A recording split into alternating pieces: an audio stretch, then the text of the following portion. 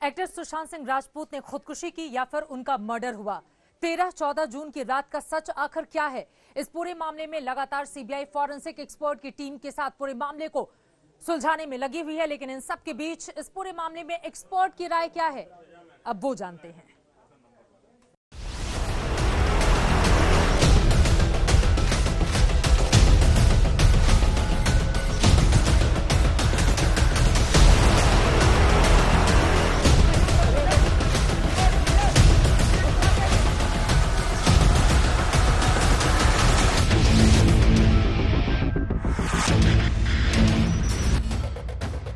सुशांत सिंह राजपूत की मौत मिस्ट्री से पर्दा उठाने में अब सबसे अहम रोल फॉरेंसिक एक्सपर्ट्स का है। सीबीआई की एक फॉरेंसिक टीम बांद्रा के मकान नंबर 601 पर पहुंची, जहां कथित तौर पर 14 जून को सुशांत सिंह राजपूत ने सुसाइड किया था। उसके साथ सीबीआई के करीब आधा दर्जन अफसर भी थे। यहां पर एक एक सीन को रिक्रिएट किया गया और उसकी वीडियो रिकॉर्डिंग की गई। इस दौरान सीबीआई की टीम सुशांत के दोस्त और मैनेजर सिद्धार्थ पिठानी और कुक नीरज को भी साथ ले गई थी, ताकि उनसे पूछताछ के दौरान जो भी जानकारियां मिली हैं उसकी कड़ियों को जोड़ा जा सके। सीबीआई ने इस दौरान नीरज और सिद्धार्थ से एक एक चीज दोबारा पूछी कि सुसाइड के बाद जब कमरा खोला गया तो वहां उन्होंने क्या देखा था। लेकिन करीब 2 महीने और 1 हफ्ते के बाद सीबीआई की फॉरेंसिक टीम के लिए सबूत जुटाने में कई मुश्किलें पेश आ रही हैं, क्योंकि मुंबई पुलिस ने कमरे को सील नहीं किया। इसके अलावा वहां से सारा सामान हटा दिया गया था।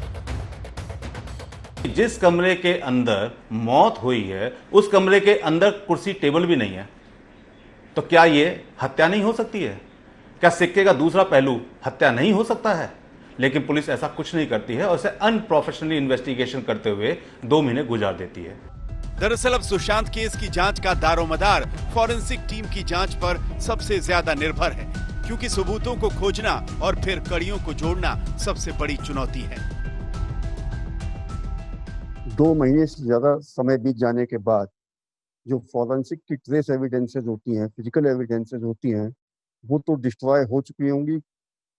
1% या 2% चांसेस होंगे कि कोई शू प्रिंट या बेयर फुट प्रिंट या कोई फिंगरप्रिंट मिल जाए जहां पर एटमॉस्फेयर का इम्पैक्ट कम हुआ हो, ह्यूमिडिटी कम हो। अदरवाइज फॉरेंसिक एविडेंसेस के मिलने के चांस हो इतने लंबे गैप के बाद बहुत ही ज्यादा मुश्किल है। सुशांत की गर्लफ्रेंड रिया चक्रवर्ती उनका डिप्रेशन का इलाज करा रही थी। इस एंगल पर भी जांच हो रही है और उन डॉक्टरों से भी सीबीआई की टीम पूछताछ करेगी। लेकिन सवाल ये भी उठ रहे हैं कि कहीं सुशांत को खाने में कुछ तो नहीं दिया गया और दवा का असर होने के बाद कुछ गड़बड़ तो नहीं की गई। तो ऐसा भी तो हो सकता है कि सुशांत की बॉडी में किसी तरीके का कोई पॉइजन किसी भी मील के अंदर दे दिया गया हो, जिससे वो अनकॉन्शियस हो गए हो और रात को कमरे की चाबी उनके पास है, अंदर जाके अनकॉन्शियस आदमी को गर्दन दबा के मार दिया गया हो। उसके बाद लटकाने का, रस्सी काटने का, चाबी बंद करके, ताला बंद करके बाहर आके चाबी से खुलवाने वाले का, ये सब का सब एक प्री प्लान के हिस्से में हो।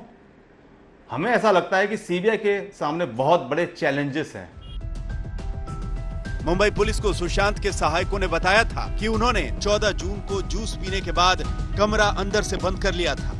लेकिन सवाल ये उठ रहे हैं कि आखिर पुलिस के आने से पहले कमरा क्यों खोल दिया गया? सुशांत की बहन जब वहां से 10 मिनट की दूरी पर थी तो सुशांत की बॉडी को नीचे क्यों उतारा गया?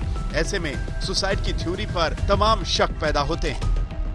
विद द रिक्वायर्ड टूल्स और जो फॉरेंसिक टूल्स की रिक्वायरमेंट होती है उस हिसाब से वो एंटर करते हैं और एक एक एरिया को, इवन क्राइम सीन जब रिक्रिएट करते हैं, इन्वेस्टिगेट करते हैं, तो बहुत ही specifically area to area move किया जाता है और उसके बाद में एक एक रूम को वहां पे क्या चीजें रखी गई थी उन पिक्चर्स के साथ में मैच किया जाता है जो 14 तारीख को लिया गया है। क्या चीज कहाँ रखी हुई थी, कौन सा डोर ओपन था, कौन सा डोर क्लोज था, कौन कहाँ रहता है या कौन कौन से डोर के अंदर था, कितना ओपन था। पूरा देश सुशांत की मिस्ट्री का सच जानना चाहता है और लोग उम्मीद लगाए बैठे हैं कि देश की सबसे बड़ी जांच एजेंसी जल्द से जल्द इस राज से पर्दा उठाएगी और फ्लैट नंबर 601 का सच सामने आएगा। आज तक ब्यूरो।